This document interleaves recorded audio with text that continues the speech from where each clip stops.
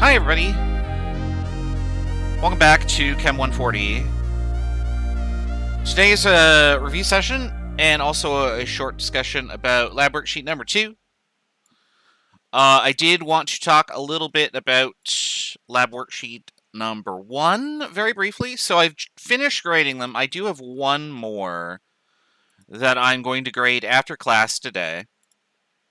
And once I've done that, I'm going to upload all of them to Canvas, and your scores will be available, and you'll be able to see that in the Grades tab under Lab Worksheet number 1 once I published it.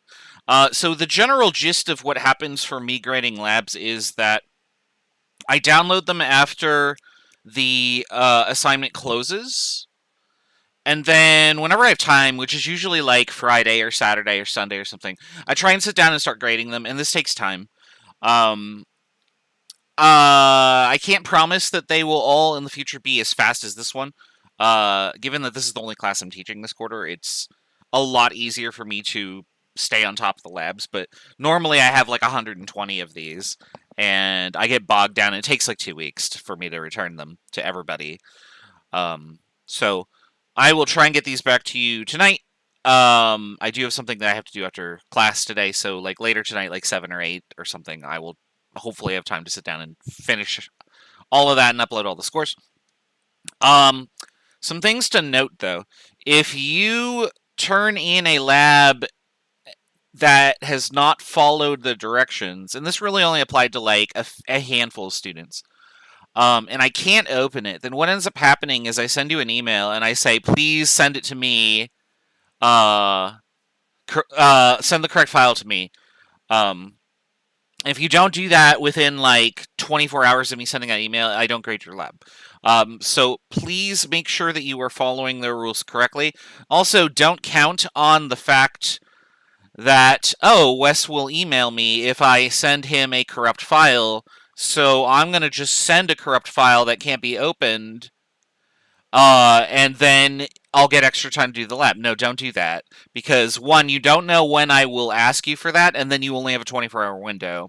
And then, so you would have to do it very quickly if you've been pushing it off. And two, if I do manage to open your file and it's blank or something like that, you just get a 0. So don't do that. Turn it in the correct way. Make sure you are following the procedures that we outlined at the Wednesday lecture of week 2. Oh, there's a cat. She just came right up on my chair. Hello. Are you going to say hi? Say hi to the class. There we go. Okay, very good. Make sure you turn in everything as I directed you.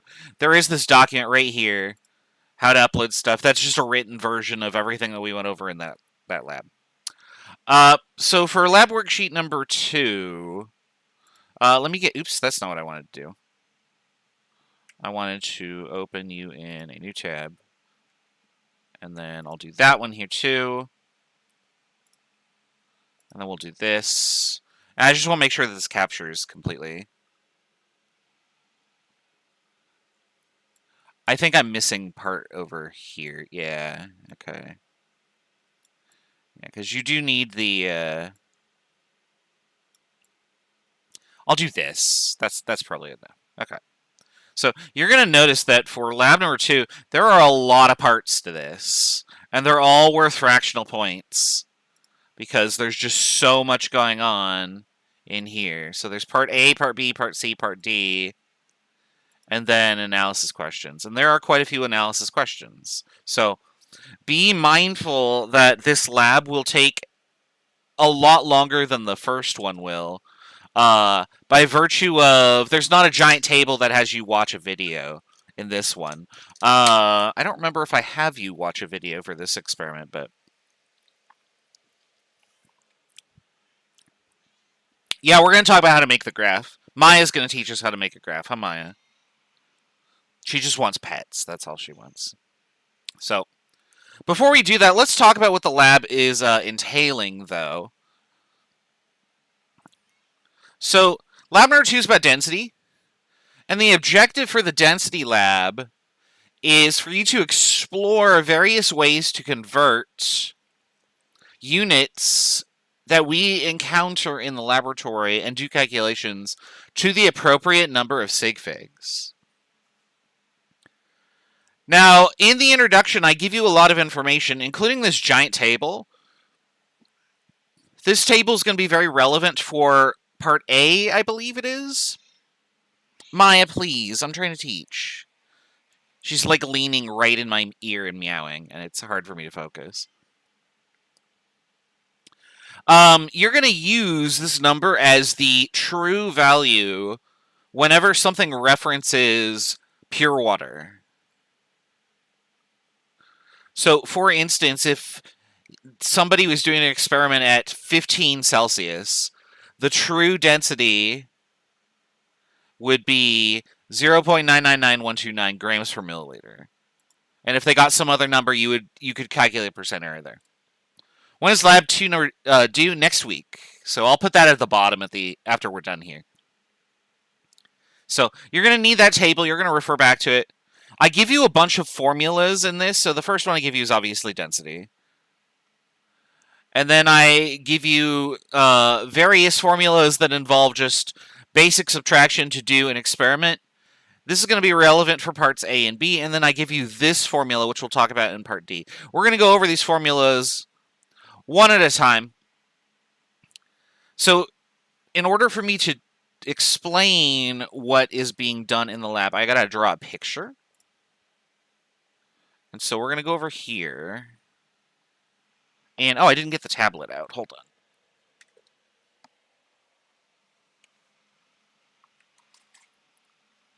on. Okay. So, in the experiment, you are given a vial with a lid on it. And so there's the lid. And the vial is going to have some mass.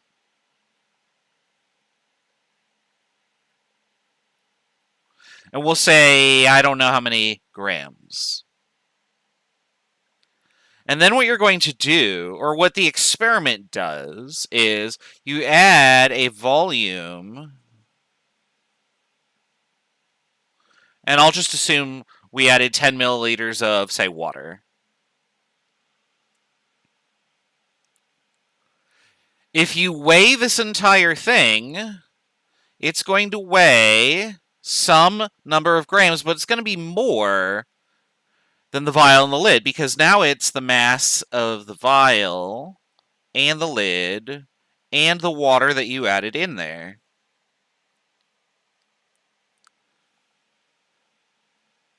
And if you do subtraction like this,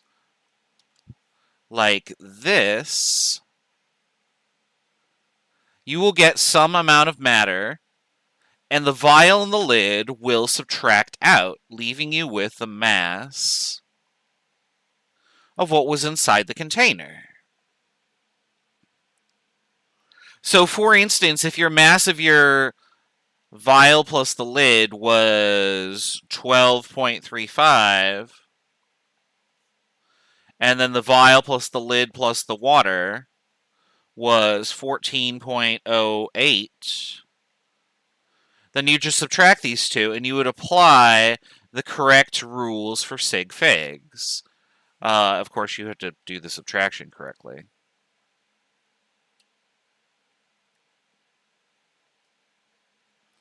There you go. Now, remember how sig figs work. I'm looking for the first place that has a sig fig in it from the right, working to the left. That's going to be where I round my result to if I'm doing addition or subtraction. Okay? Don't do this and say, oh, there's 4 digits, I should have a 4th one. It will be marked wrong. And let me tell you about how this lab is scored. Every time you make an error for sig figs, I deduct 1/4 of a point. If you make like 50 to 100 errors or something like that, so like if your whole thing has sig fig errors, you get 0 for this lab. You can do the whole thing and get every problem wrong in terms of just sig figs and get a 0. Be mindful of your sig figs, okay? This lab is notorious for being the lowest scoring lab out of all the labs in this class. And so if you get a score of like 5 out of 25 or 12 out of 25, 95% odds that it's because you screwed up sig figs, okay? So be really careful about your sig figs. I am really testing to see if you know them here, okay? All right. So make sure you are applying the correct rules, because if I use this number with the wrong sig figs in a later calculation and get the wrong sig figs, I mark that one wrong too. And it creates this chain reaction of, oh, you didn't know how to do sig figs. The rocket ship exploded. So be very careful, okay? That's your warning. This is how you're going to do part A. You're going to use this technique to measure the amount of liquid in a vial. You're going to then divide by the volume that was quoted, and you can get the density.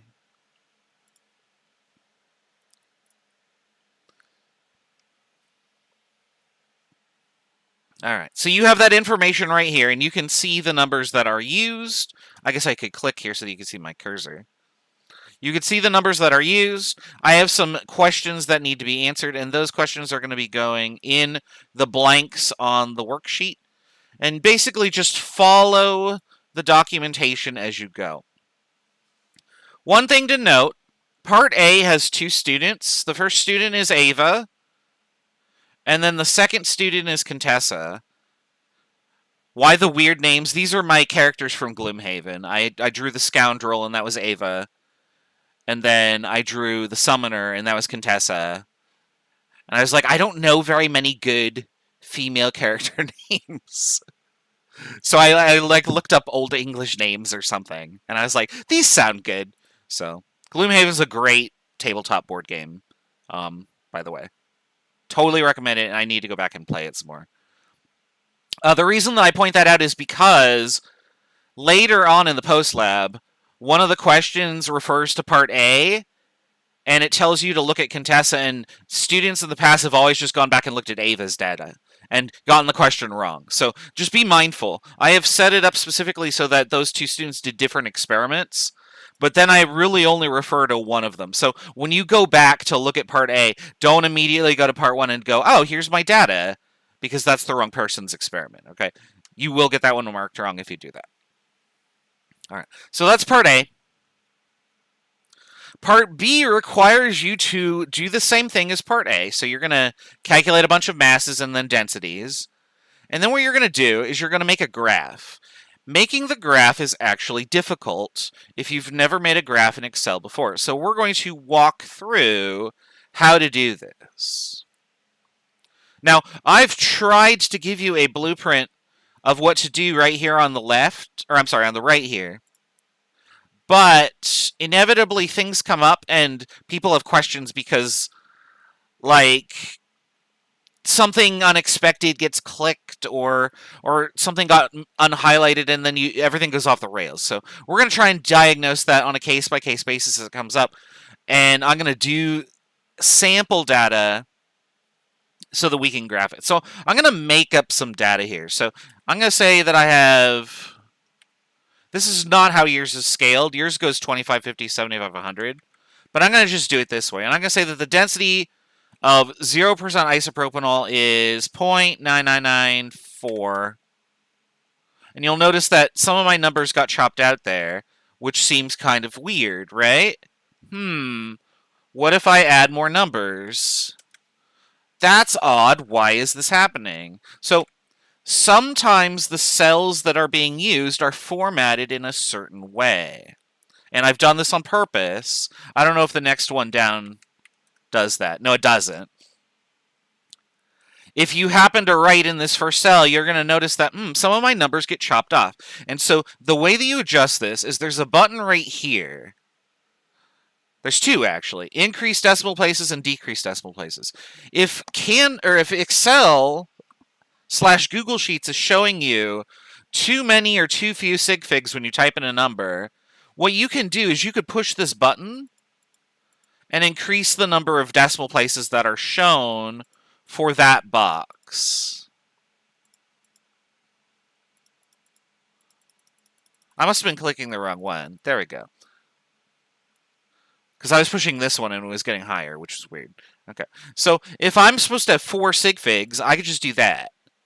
But if I later realized, oh shit, I only want 3, I could do this. And it's going to automatically round it for you as it truncates numbers, okay? Now be careful, if you do this too much, it'll start putting in zeros because it doesn't know any numbers past that. It's going to assume that they're 0 because you didn't enter them, okay? So we want 4 sig figs, so I'm going to just, oops, I didn't mean to drag that.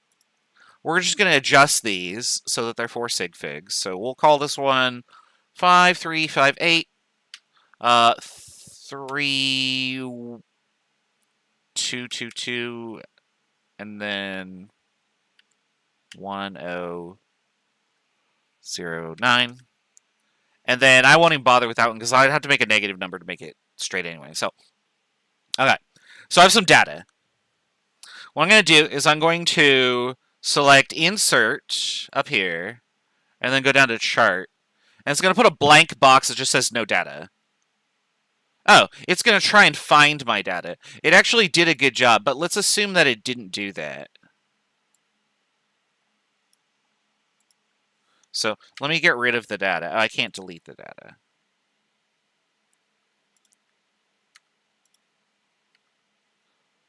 Oops. Okay, there we go. That's what I was expecting. I think it knew what to do because I had it clicked over here. But let's assume that when you generate your graph, it looks like this. No data. So what you're going to do is you're going to click on this. And what you're going to do is in the chart editor, where you just click on these dots, the little kebab menu here, you hit Edit Chart. Where it says Chart Type, you have to use Scatterplot.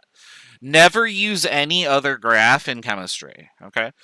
There is no reason to use any of these other graphs because Scatterplots allow us to put lines of best fit. Do not use a bar graph. For the love of all that is holy, do not use a pie graph. The ones that will get you mixed up, don't use these line charts. Use a scatter plot. Okay. Once you've done that, you need to select the data, and you need to tell Canvas what you're looking for. For this experiment, you're going to plot isopropanol percentage on the x-axis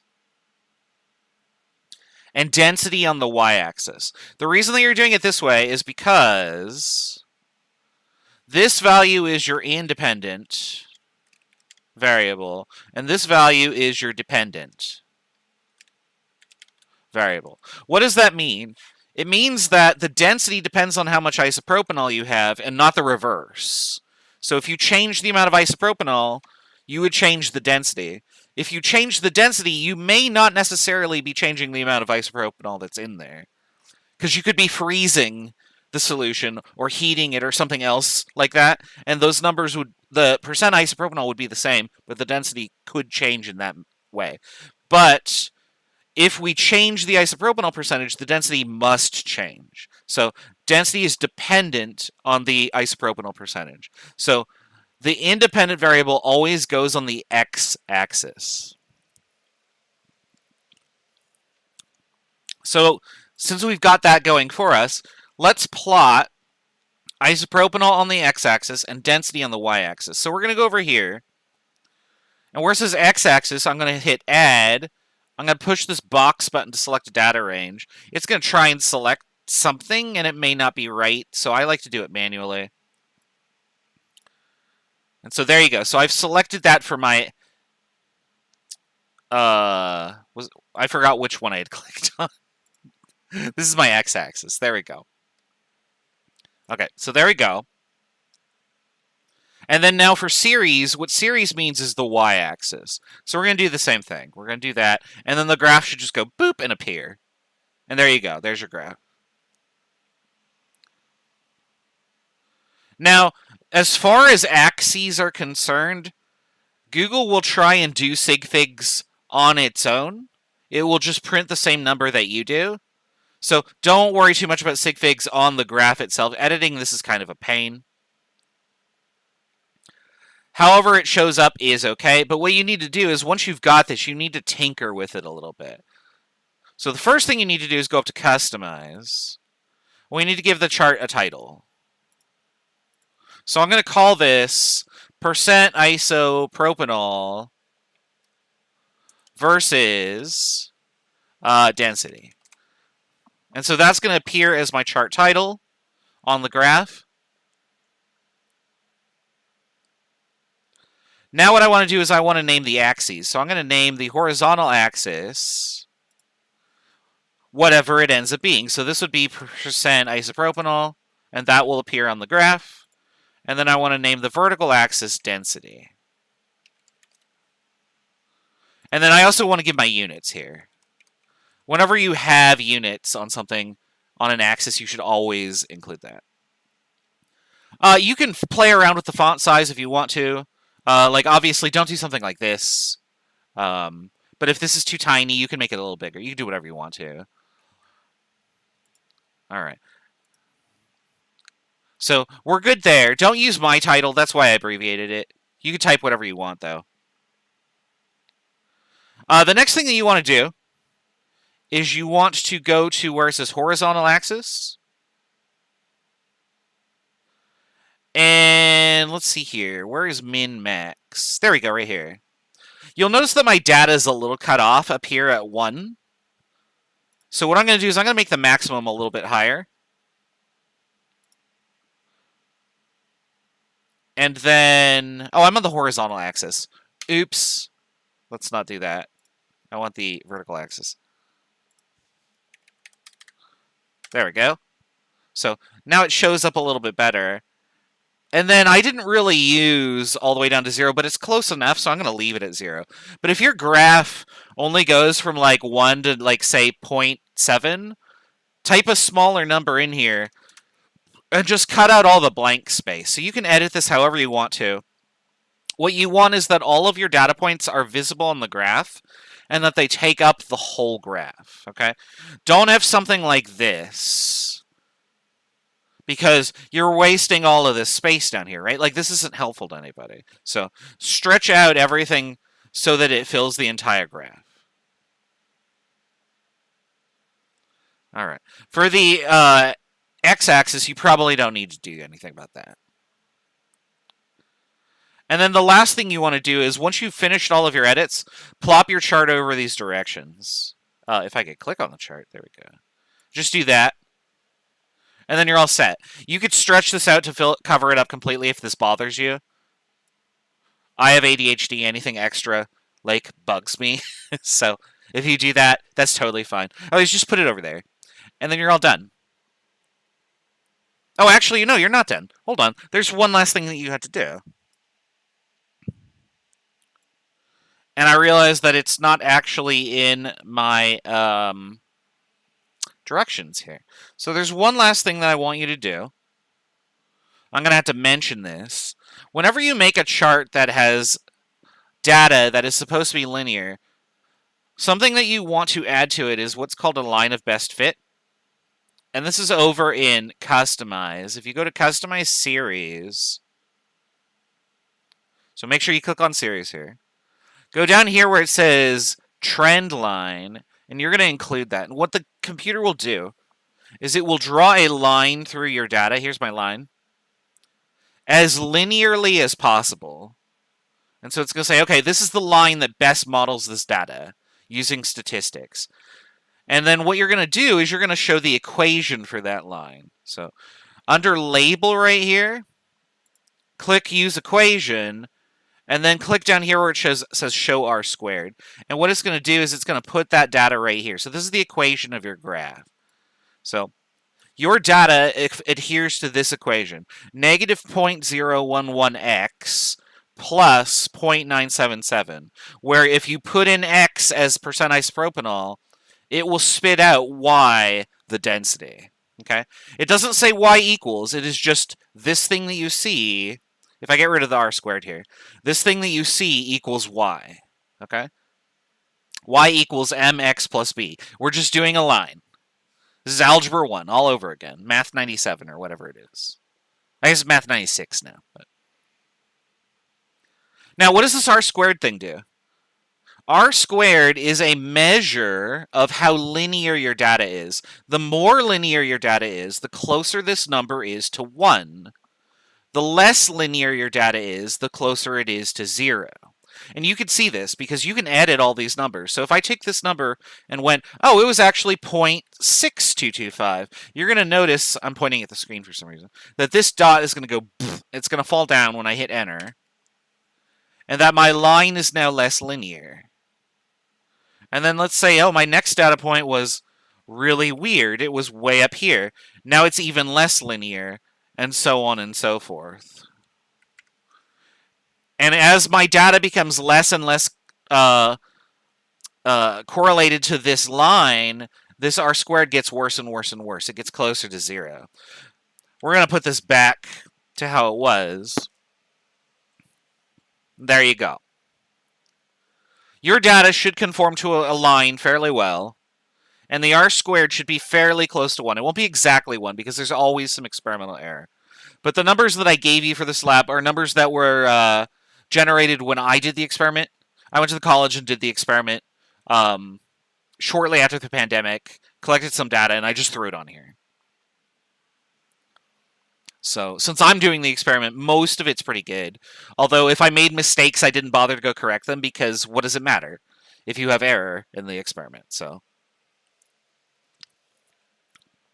all right. So that's how you make a graph. Do include the trend line. In fact, you know what I'm going to do is, since this is my worksheet anyway, let's see here. Let's add another direction. Oops. Let's just do that.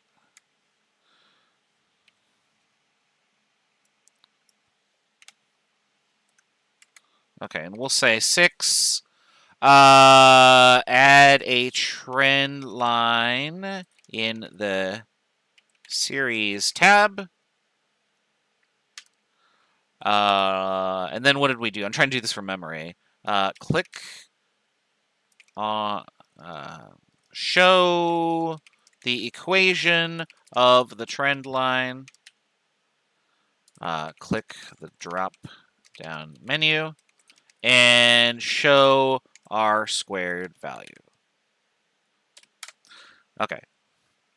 That should probably be okay. Let me get rid of my data here. There you go.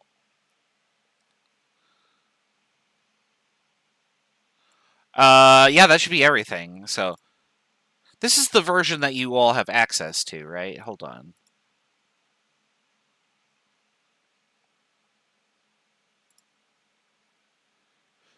Okay, cool. That's saved. All right. Oh, and now I see somebody is in here, so I know that this is okay. Yeah, if you just downloaded that and you want that extra information, just download another copy of it.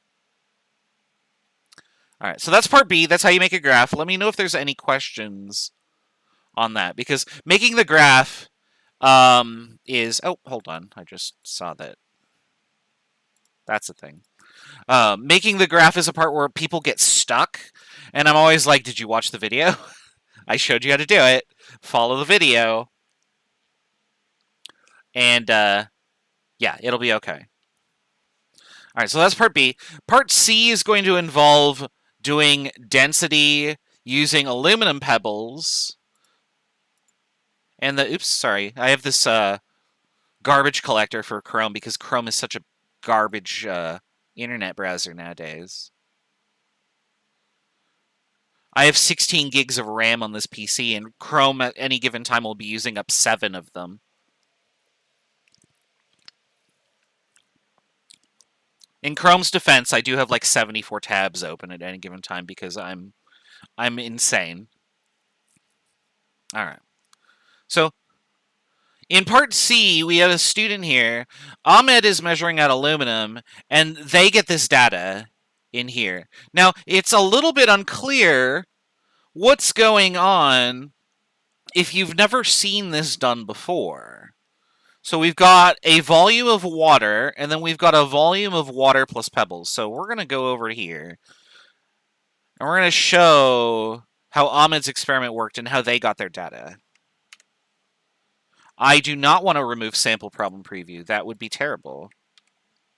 I want to remove this. OBS is warning me, hey, you're about to delete everything. Are you sure? I'm like, no, that's not what I meant to do. All right, so here's what a graduated cylinder looks like. Maybe a little bit, you know, I'm trying to draw with my head turned. Let me just draw straight in front of it like this. There we go. All right. So here's what your graduated cylinder looks like. It's got a crack in it, but that's okay. And it measures like this. So maybe 1, 2, 3, 4, whatever, right? We're going to put our purple liquid in here.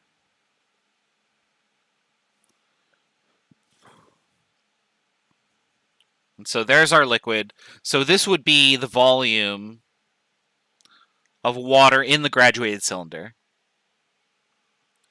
Now let's suppose that I add aluminum pebbles to this. So my aluminum pebbles would look like this in there. But like adding anything to a liquid, this would displace the liquid, and so the liquid level would increase. And it would have a new volume.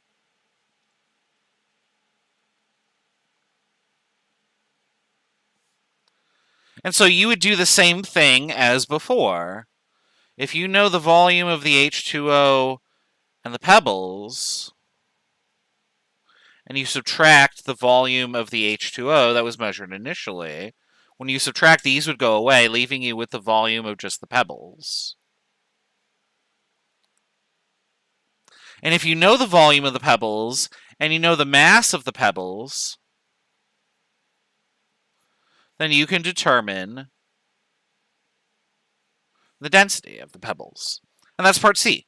So your objective for part C is to just use the data, follow the correct rules for sig figs, and figure out the density.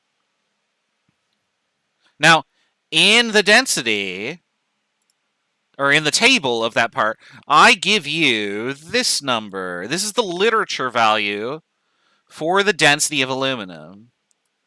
This is its actual density as found by thousands of scientists over time reporting their averages to, I don't know, the CRC handbook or whatever. This is the number that we got. My number has more sig figs because I use better tools to do this.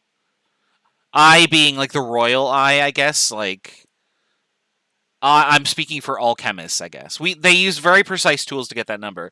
We're giving you a graduated cylinder and a ruler and a balance. So you're not going to get as many sig figs as I did. So when you use this number for percent error right there, and you're calculating that, remember that percent error is going to be measured minus true divided by true times 100%. This right here, the true, is going to be the literature value. And again, be careful about sig figs. Lots of students get the percent error sig figs wrong because you're doing a subtraction first, and then you're doing a division. Okay? Be aware of that. Be careful.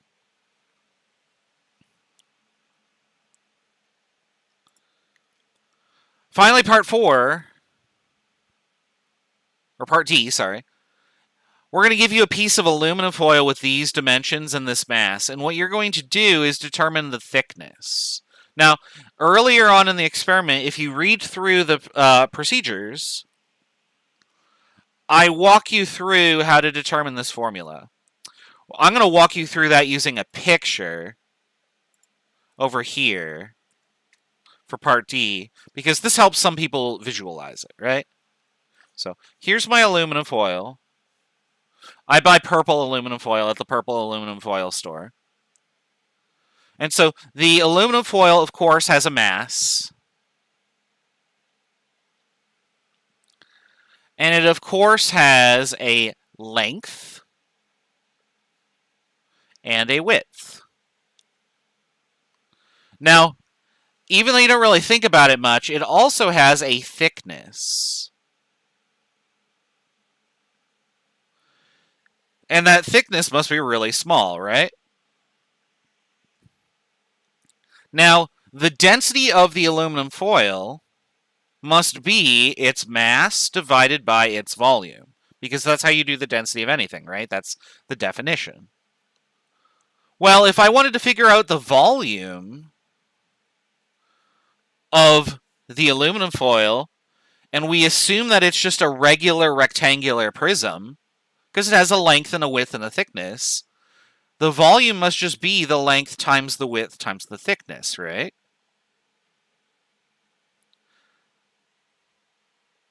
So I can substitute in this right here. And so this now becomes the density of aluminum is the mass divided by the length times the width times the thickness.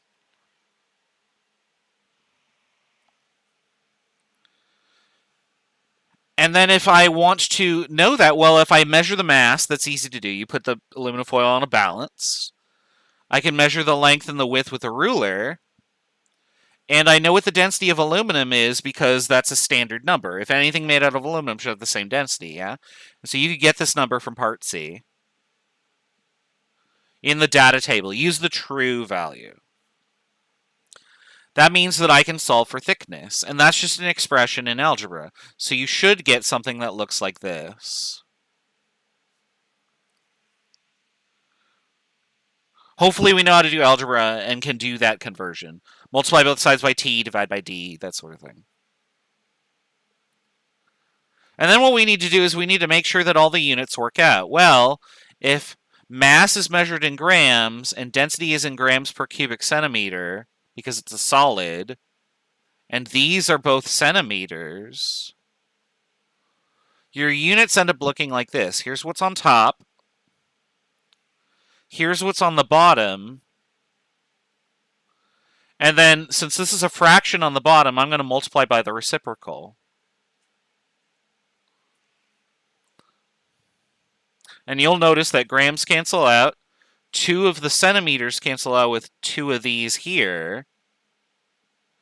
And the units that are left over is just this. And so the units of thickness should be in centimeters, which checks out because thickness is a length. And I measured all the other lengths in centimeters, so this one should be in centimeters too. So when you've done the calculation, you're going to get a thickness for this in centimeters, and it's going to be this really teeny tiny number. Because obviously it's aluminum foil, it wouldn't even get close to like the first millimeter mark on the ruler, and we want centimeters here. Then what the assignment's going to have you do is it's going to have you convert, we'll scroll back down here, your centimeter answer into other units. So I want your answer not only in centimeters, but in meters, micrometers, and nanometers. Okay, make sure you do that conversion correctly. A lot of people do the meters one right, and then they do the micrometers and the nanometers ones wrong. Those go in 2 different directions. Make sure you're using the metric prefixes correctly, and you're doing the calculations appropriately. Once you've done that, that was tab D. The last tab is just summary questions for the entire experiment. Some of these will have you refer back to a previous part. Others will just have you answer questions. Make sure you're doing sig figs correctly. This last one, I actually want you to try and show me calculations in this top box. And then down here, answer the question. Something to note, when you're answering these questions, if I ask you to explain how, so for example right here, explain how, I want you to refer to your data. So if I'm asking you to like explain, or if I ask you why does whatever, I want you to refer to your results that you did in that part. So in part B, I'm asking you, what would 85% isopropanol be? Well, you got a graph, because you presumably did part B. So when you're explaining, refer to your graph and say how you did something with the graph. Okay? Can you insert an image of the math we used? I would prefer that you don't, because that tends to make the file really, really big, and that can cause Excel to like not do smart things, which is a dumb explanation, I know. Particularly, you're only doing it for this one problem. Like, if I was having you do it for like 10 problems, then sure, I would have you upload your picture. But just like write something like X pennies equals Y grams or something, or X pennies times mass per penny equals whatever. So, like, just do it really piecemeal. I'm just checking to see that you did something. For one problem, don't take a picture.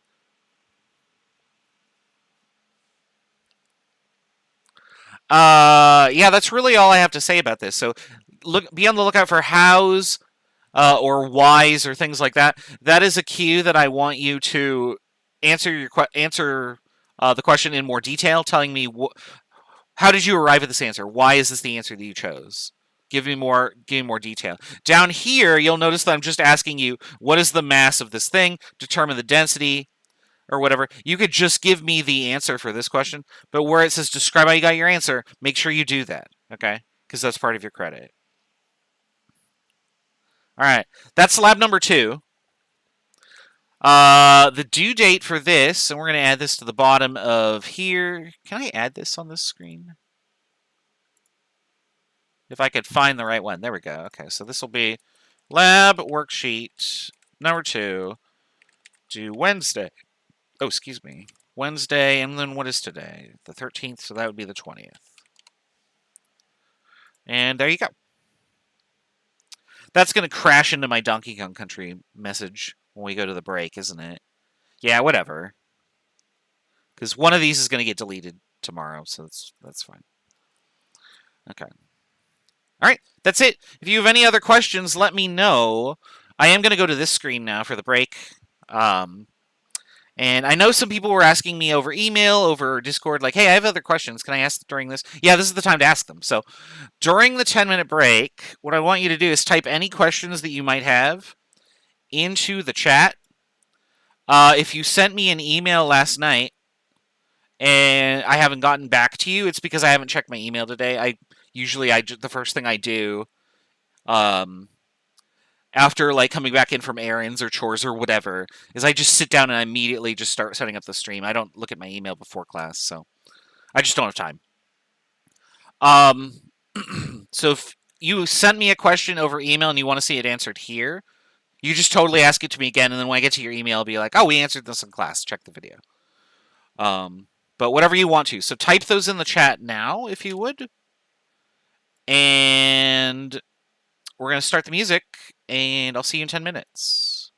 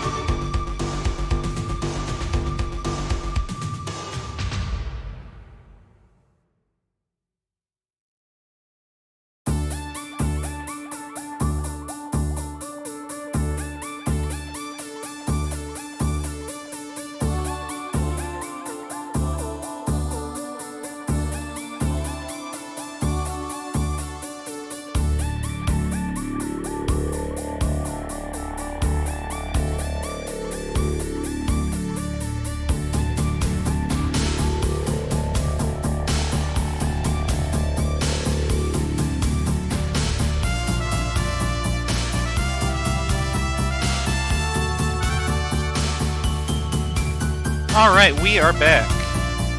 Let me wind this down. So if you are reading the chat, which you could do during the break, it wasn't on screen, but that's okay. You noticed a conversation about answer tolerance in Canvas. So what I tell Canvas to do is I actually have to program Canvas problems in there with a formula. And so, like, I might have a question that says a car goes 104.2 meters at 29.6 miles per hour. How long to drive?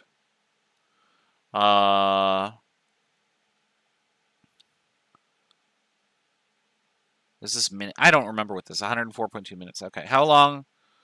I don't know. Whatever. Now, when I program the problem, it doesn't actually look like this. It looks like this. So, and I just tell it to define a random number between these ranges for all of these. So all of the problems are randomly generated for all students. You won't have the exact same problem as another student was, or another student had, but you might also not even have the same problem. So, like, I have a bank of problems, and it just draws randomly from that problem bank and then assigns you, like, say, 2 or 3 of the 12 that are in there. Or whatever, I don't know. And so what ends up happening is that Canvas will send the numbers that it generates through a formula, and it will get an answer. And that answer is programmed to have an appropriate number of sig figs based on the numbers that I gave you. So suppose that the answer was like 41.08 or something like that. Then what I would do is I would say, okay, well, if I have the correct number of sig figs, it goes into this place. And so I will accept any answer plus or minus 3 in that place. Now, if the answer it expected was that, then I would do that, because this is the place that I'm expecting the answer to be. Okay, so I allow a tolerance in the last sig fig of plus or minus 3 or so. I forget what number I actually put in there. It might even be up to 5, depending on the problem. So if you make rounding errors or something like that, rounding is not the major focus of this class. It's having the correct number of digits to begin with. So if you just get close to the correct answer within 0.0 or within 3 on the last sig fig, then you're fine. And if you are really, really close and you go back and examine your answer and Canvas marked it wrong because you were just outside the tolerance, you can let me know in that case, and I can go back and refund you the points. Do note that because these are formula questions, Canvas will mark them correct or incorrect. And so it's all or nothing on these. Make sure that you're doing the problem correctly. I would do the problem twice and double check your calculation just to be sure. That being said, you do have limited time, so make sure you do the problem effectively. Look at your answer to make sure it makes sense, that sort of thing. Okay. So that was a question that was asked. There was also another question about baking soda being a compound and baking powder is a mixture. So I know that baking soda is a compound, and the reason for that is because if you look on the ingredients, the only ingredient listed is this. I don't know how to spell. Sodium bicarbonate. Which it might be listed as that. So that's only one thing. So this must be a compound.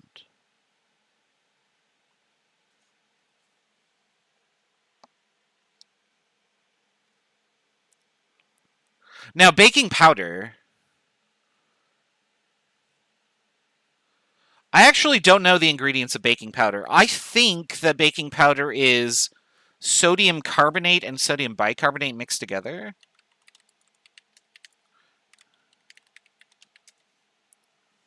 So I had to actually look at this.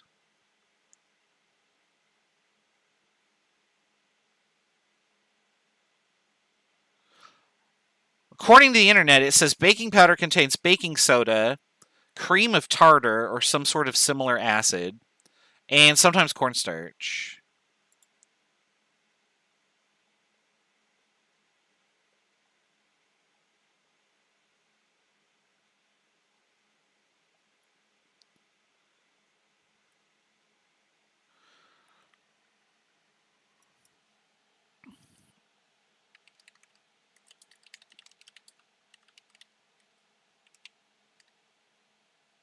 I'm curious. I thought sodium carbonate was in there.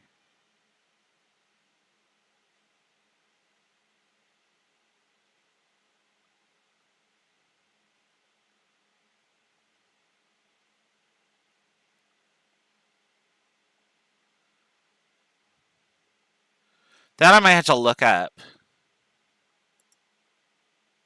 That's interesting, though.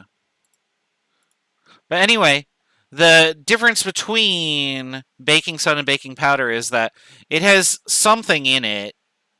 I mean, the internet says it's this, but it also has tartaric acid and then cornstarch. Cornstarch. There we go. And so, because it has these three things in here, it can't be a pure substance. It must be a mixture. Now, if in terms of what type of mixture it was, I would say that it should be homogeneous. With solids, that's kind of hard, but baking powder is usually so finely ground up. I would say that it's a homogeneous mixture. Unless it starts to get chunks in it. I had baking powder that sat in my cupboard for a long time, and when I went to use it one time, after not touching it for like 4 years or something, it was basically a solid brick. Probably because of moisture, which caused the tartaric acid to react with the bicarbonate to make a... well, it would react, and the CO2 would come out of it, and it'd make a stronger ionic compound, probably.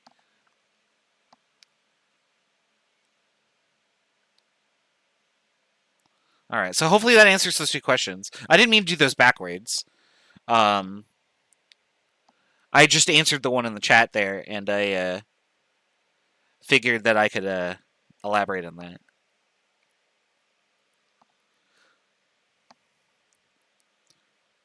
Yeah, I would not expect you to know baking powder is a mixture, although maybe like one of the worksheets from the textbook does. I didn't actually know that.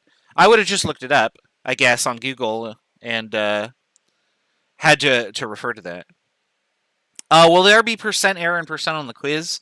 I want to say that there is a percent question. For quiz number 2, there might be.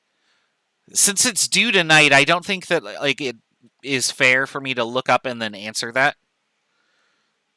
Oh, if you've taken the quiz once and you saw a percent question, then obviously yes. But if you didn't see one, then it won't get scrambled in there.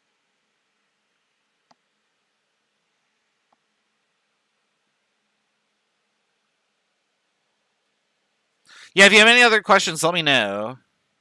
I'm kind of out of Donkey Kong Country 2 music, so we'll just sit here in silence for a little bit. If people have questions, type in. And if not, we'll call it a day. Like, it's fine to end class an hour early. This is the review, so...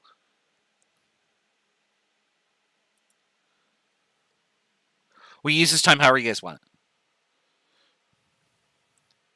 I'll put it this way. If we don't answer questions, I'm going to go vacuum.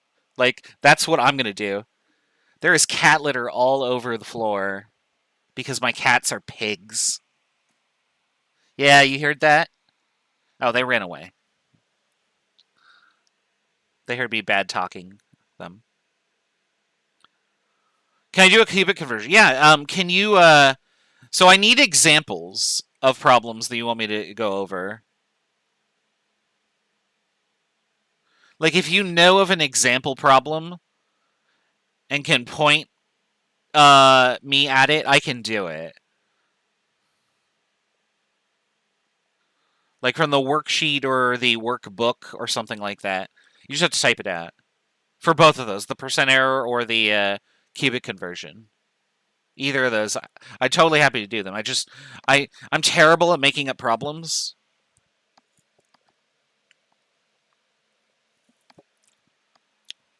But yeah, go ahead and type something out. I'll give you a few minutes to do that. I'm going to actually go get some more water because I just drank the last of my seltzer. So I'm going to hit mute, and I'll come back and I'll answer whatever question you might have.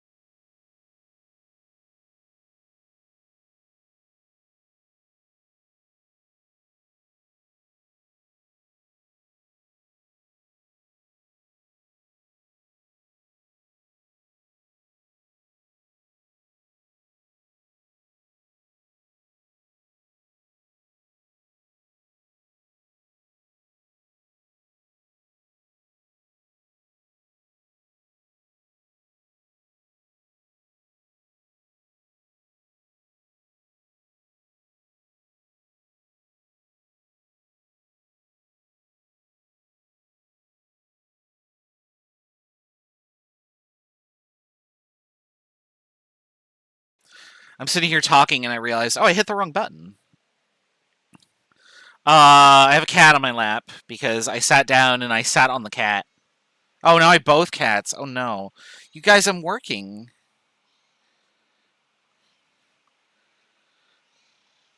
I'm working. They're going to sit here and meow in my ears, probably. All right. Let's see here. So I got to get the worksheet problem out.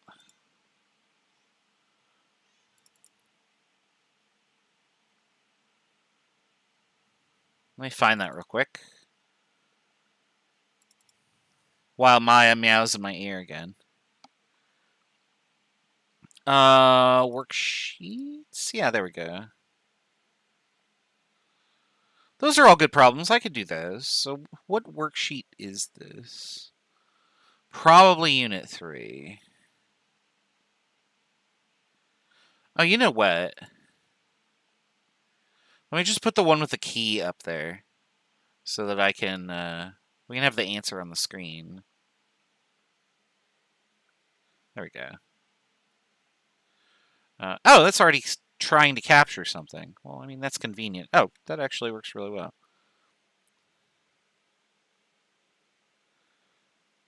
Okay, so let me start at the top here. So M on the worksheet. So EIHIJKL. M, there we go. All right, if I minimize this, will it stay there? Yeah, okay, perfect. So let me do this so that it's all on the screen. And then I gotta find the stylus, which is always disappearing. There it is. Okay. So 355 cubic centimeters to inches cubed.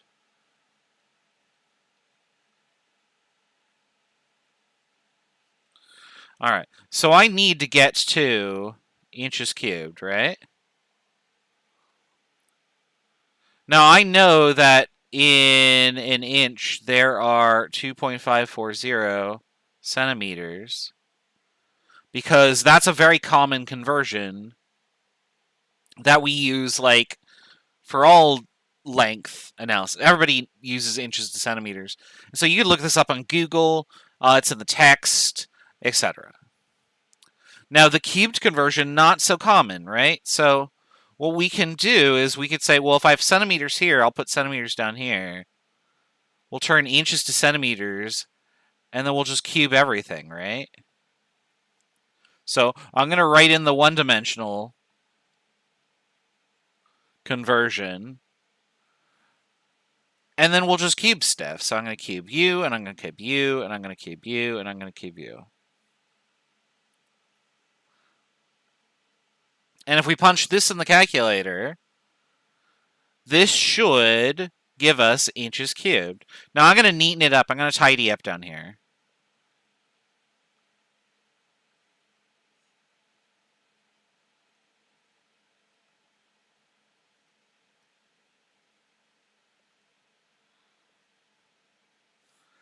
So this is the effect of what we just did. And you can see now that this and this will cancel out, which will give me an answer in inches cubed. And so I just have to type this in the calculator. So 355 times 1 cubed, which is 1, divided by 2.540 cubed. Where is my calculator? There it is. So 355 divided by parentheses 2.540 cubed. Oops, not tan. That's not what I meant. And my calculator says 21.663429. I only want 3 sig figs. That's the wrong side of the pen. And so that should be the answer that the worksheet says up at the top. And I can barely see it. Yeah, it is. 21.7.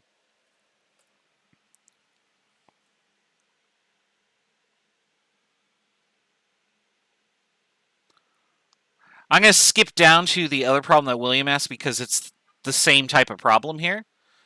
So if I have 0.35 liters,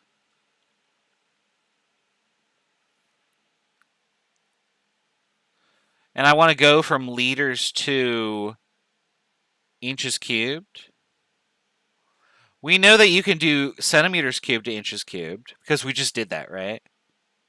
How the heck would I get from liters to centimeters cubed? Well, if I go from liters to milliliters, I could then do milliliters to centimeters cubed because those are equal, right? So I would have something that looks like this.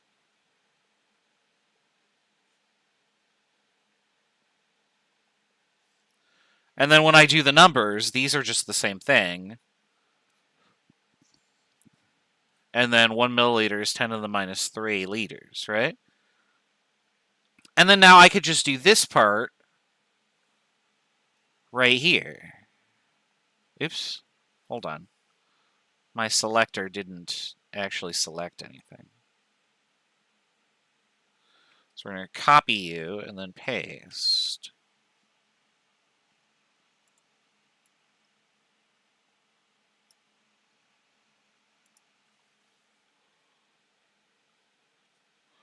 And there you go. So now I've gone from liters to milliliters. Milliliters turns into cubic centimeters. Cubic centimeters becomes cubic inches. And so now I've turned liters into cubic inches. And so the number that you'd get for this would be 0.35 times 1 times 1 times 1 times, a bazillion times, divided by 1 times 10 to the minus 3 times 2.540 cubed. And ironically, I get, well, not ironically, actually, because these are very close to being the same number. So I got 21.4 inches cubed, which makes sense because this is what, 350 milliliters? We just did 355 milliliters, so those numbers should be real close together, right?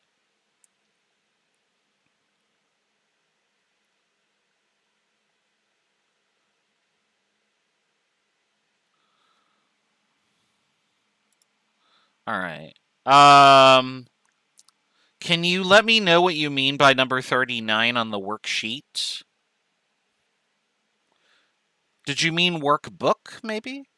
In the meantime, I'm gonna do this measured value, true value problem that William has here. So I should have enough space down here.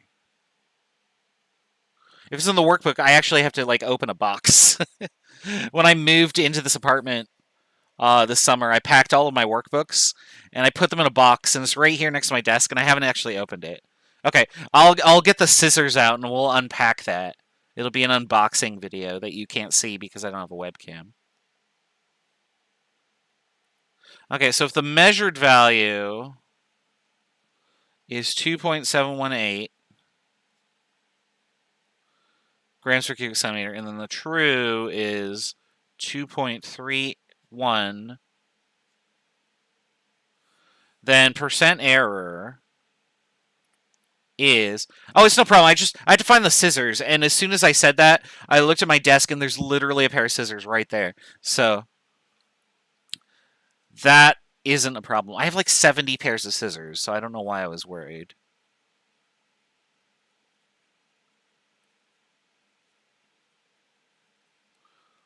I think... Oh no, I had to go to the kitchen again. My students will have to wait on that. Is what I was concerned about. Okay, so let's fill in these numbers here. So measured is 2.718 grams per cubic centimeter. Minus true, which is 2.31, divided by the true,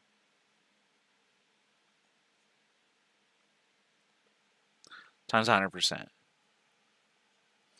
I ran out of space, but this is a computer program, so I can fix that.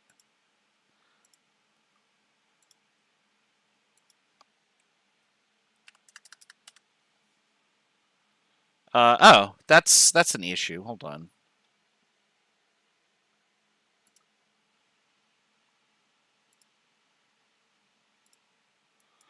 I have to fix that real quick.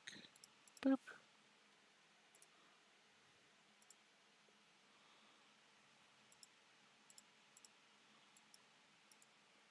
All right.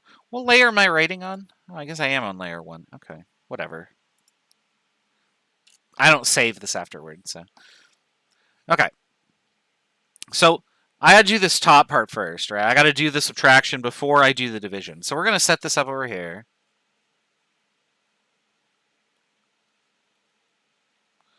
And we're gonna do subtraction using these numbers. Well, if I have a blank for my regular subtraction, I just bring that straight down. So this is what I would get for doing normal subtraction. But now when I do sig figs, I would say, okay, is there something in this slot? Well, there's the blank here, so I can't use this number. How about here? Yeah, this is fine. So I would round to this spot. And this is the number I would report for the result of just the subtraction. So now this problem up here becomes...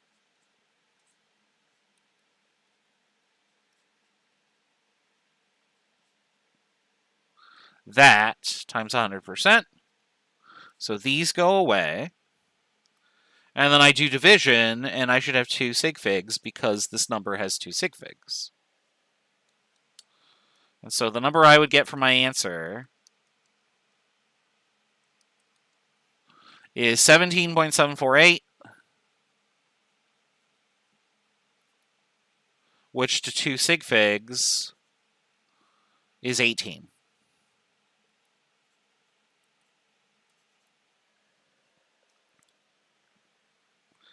All right, that's how we do that problem. Let me make sure I got everything. All right, let me find the workbook. I'm not sure if I can actually get over here with my headset. I totally can. Look at that. Okay. So we're going to cut into the paper. And by paper, I mean tape. And... oh no, I cut myself. I'm bleeding. I'm dying. No, I'm just kidding. All right, let's see what's on top here. There is a clipboard, and there is a... oh, look at that, the workbook. Right on the top. I don't even have to look through this. Now, my cats are going to be upset because they like to climb on this box. So I had to close the box. And I had to try and disguise it. So it doesn't look like I've opened it.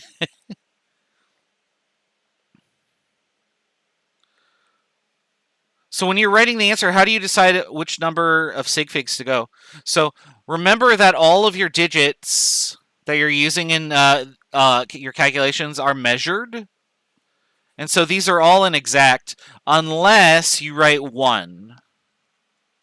So if you see a 1 by itself, oops, I have a chord right in the middle of my thing here. So 1s by themselves, these are always exact.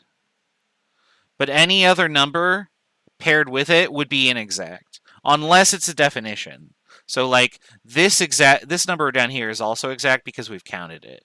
But this is just a measurement, so this would have 2 sig figs. Oh, I see our issue here. Huh. Oops, hold on.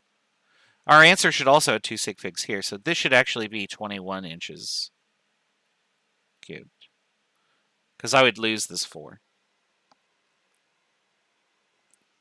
Sorry about that. I didn't actually look at the number we started with, so. Because we're doing multiplication, we're just looking for which one has the fewest sig figs. So this is 4. This is 2, so our answer should have 2. Technically, this is exact, but I wouldn't expect people to memorize that.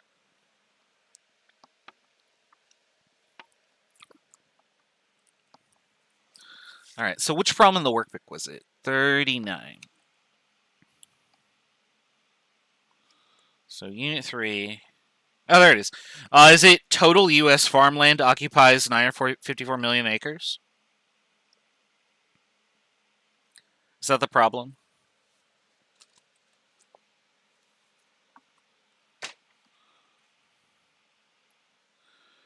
Oh, you know what I can do, actually? Hold on.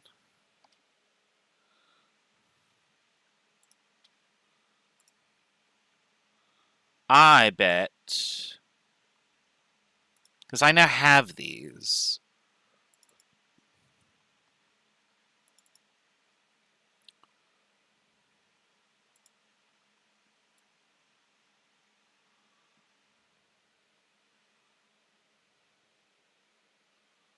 There we go.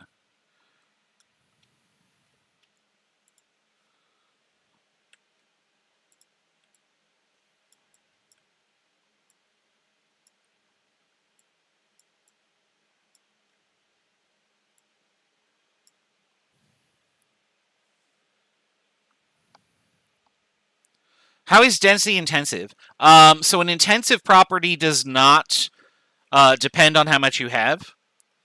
For density, if you increase something's mass, you also increase its volume. And because they're dividing by each other, they divide out exactly the same.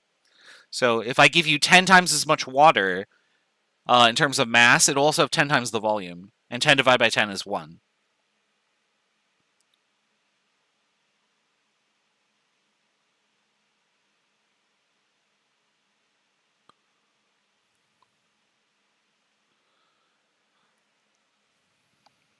All right. So for 39 here, let me clear all this off the screen real fast. Oops. Oh, this is where the issue comes in, huh? All right, let me just delete layer 1. Boop. Boop. There we go. All right, so we are given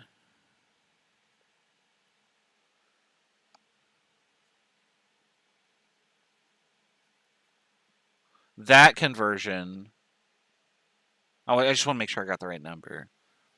And we're given 1 mile equals that many feet.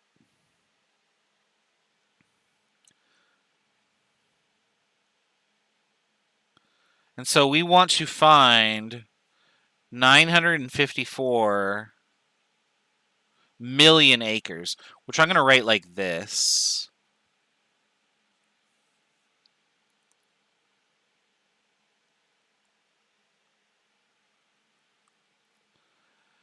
Now, our goal is to get square miles out of this, right? So how the heck would I do that?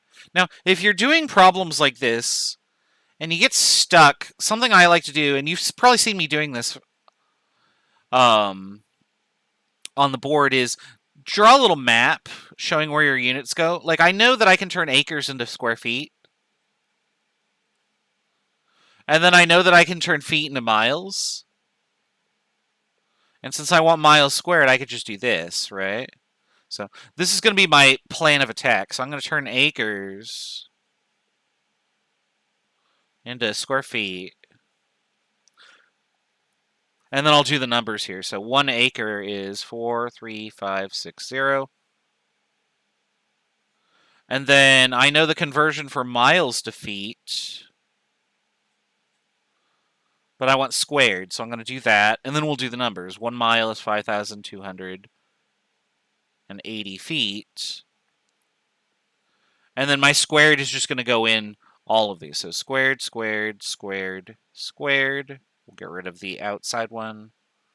And now these will cancel out too. And then I can punch that in the calculator. So 954 times 10 to the 6 times 43560 divided by 5280 squared. And my calculator says this, which is way too many sig figs. But this number that we have here is only 3 sig figs, and the rest are bigger or exact, it turns out. So to 3 sig figs for my answer, that would be these guys. 1.49 times 10 to the 1, 2, 3, 4, 5, 6 million square miles. You could also just write 1490000.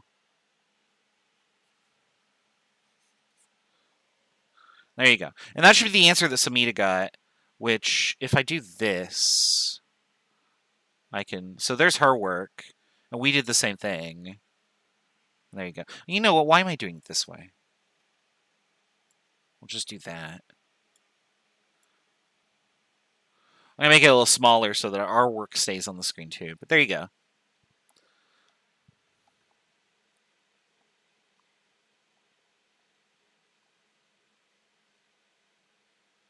I've posted all these answer keys that Samita wrote out on Canvas, so they should be available.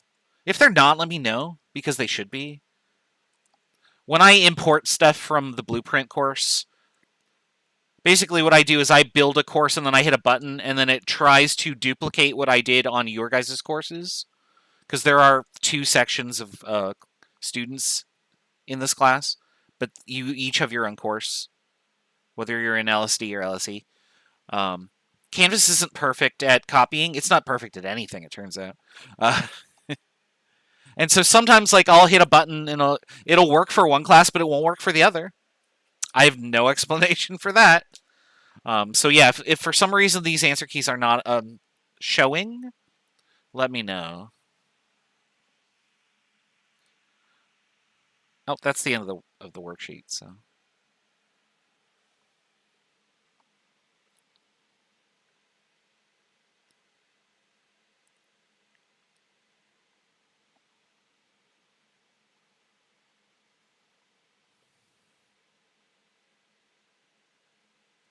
Oh yeah, no problem. I'm happy to go over them. Sorry, that was not meant to be a remark on you can look at the worksheet. No. Obviously use all the resources that are available, but I don't know if people knew that.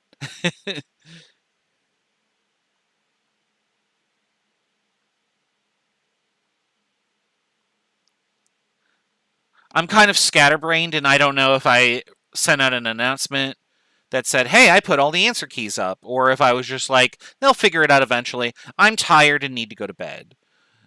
Because either of those could be me at any given moment.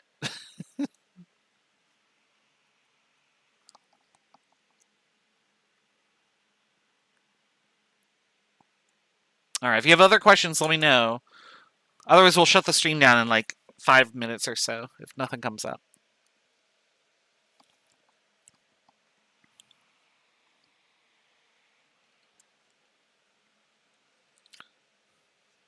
But yeah, the workbook is really good. If you're really strapped for money or you just can't get to the college, just use the answer key. Like the answer key is the workbook, right? It also has the answers. You could just not look at the answers until you answer the question yourself, right?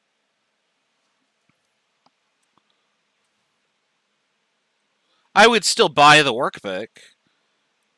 It has some other stuff in there, excuse me. Um, that might be helpful to you.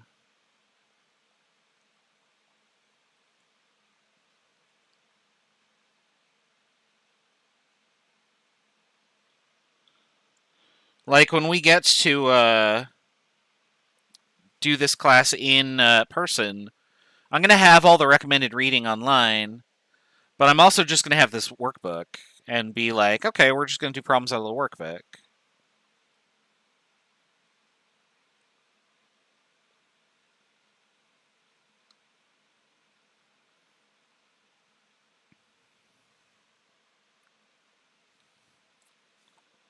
And then in the back, we have all the labs that we would normally do in 140. I've done some of these labs for this class.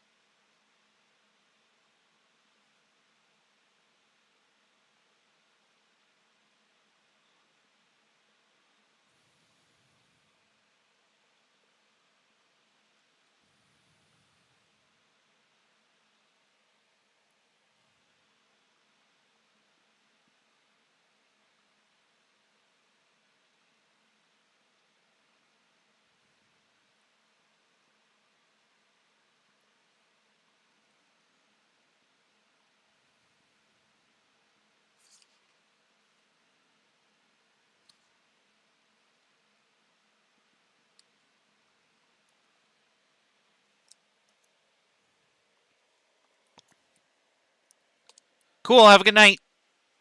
Thanks for stopping by.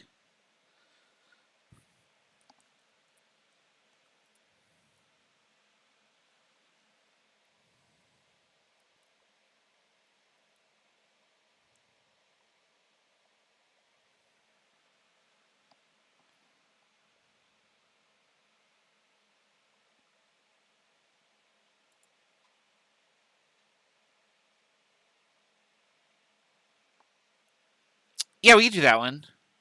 I think we did that one last week also. So you can look back to that video if you want to see it a second time, I guess. But we'll do that here. Kilogram meter per second squared. And the units that you want at the end are pound miles per minute squared. Now, in order to do this, you need to turn kilograms into pounds, and you need to turn meters into miles, and you need to turn seconds into minutes. Actually, I'm going to write S as second.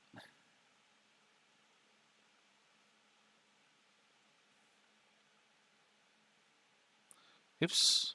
There we go. So we just do this one step at a time. So I'm going to turn kilograms, cancel, into pounds. And according to Google, there are 2.205 pounds in a kilogram, something like that. So that one's done. I can turn meters into miles, because in a mile there are 1,609 point something meters. That's close enough too.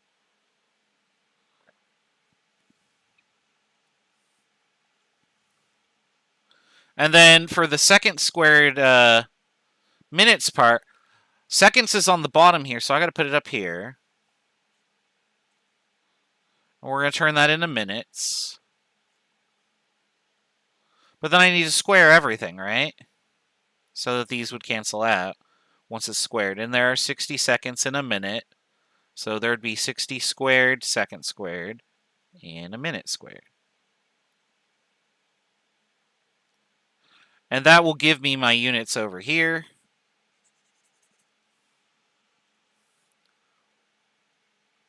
And my answer would end up being 0.5, 2.205. Oops. Calculator turned off on me. times 60 squared over 1.6 or 1,609. And I get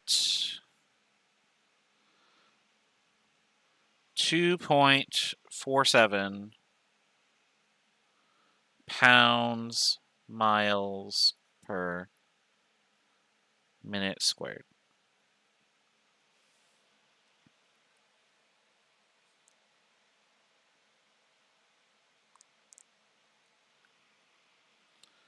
There you go.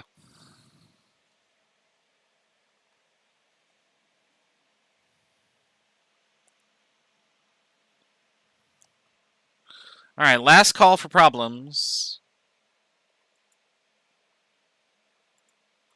Oh, this window stopped.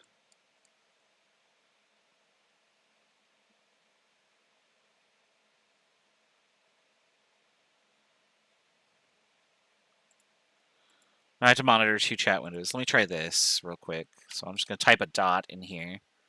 See if that actually shows up. Shows up in the video, but it doesn't show up in the chat. Oh, it did. Okay.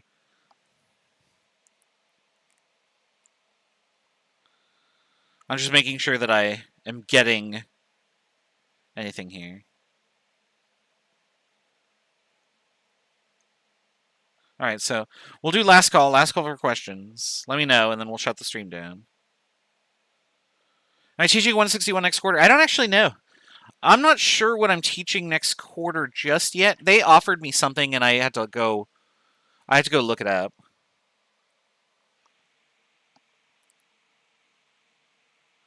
It's sort of a grab bag.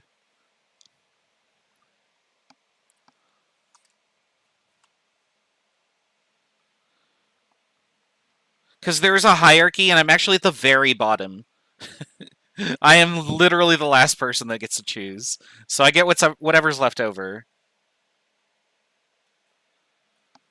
Sometimes another instructor and I... There's 2 adjunct faculty. I am one of them, and the other is Valerie.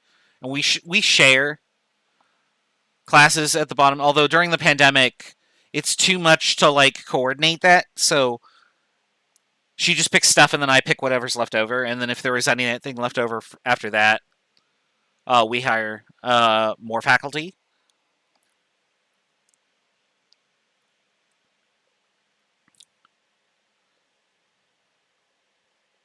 So it is literally random what I teach on a given quarter, unless I specifically request it. And I haven't been, because it's the pandemic. Like, whatever. As long as I have work, I'm fine. It's hard enough on everybody. Don't rock the boat, right? All right. So, yeah, I don't know.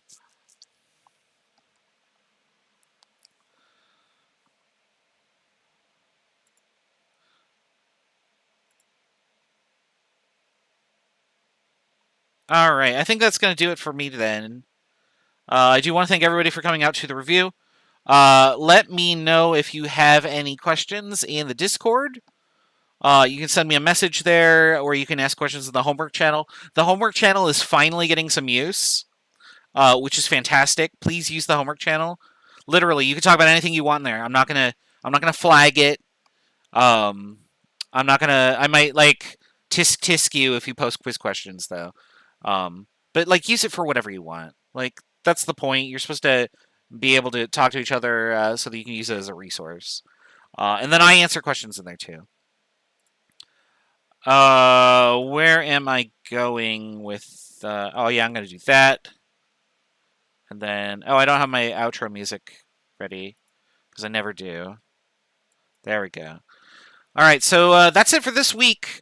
Next week, you could see that there is a quiz due and a lab due, but also exam number 1 is Friday of next week. So week 5 is midterms. So... yeah, we are almost halfway done, believe it or not. Blink and you'll miss it. Have a good weekend, and I'll see you next time.